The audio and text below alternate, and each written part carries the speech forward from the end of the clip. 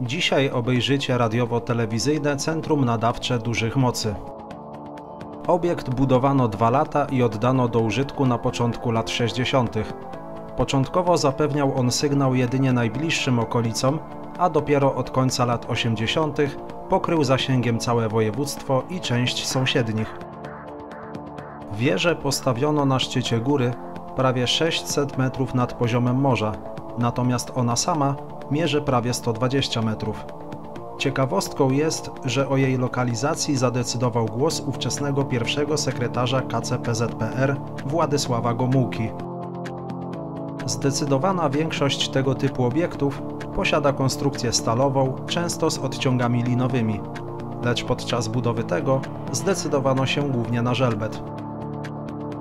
Wieża centrum nadawczego, nawet podczas niekorzystnych warunków pogodowych, widoczna jest z kilkudziesięciu kilometrów.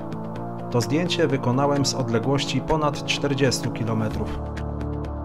Pomimo swojego wieku i widocznych w niektórych miejscach uszkodzeń, obiekt jest sprawny i w ciągłej eksploatacji, a także okresowo modernizowany i konserwowany.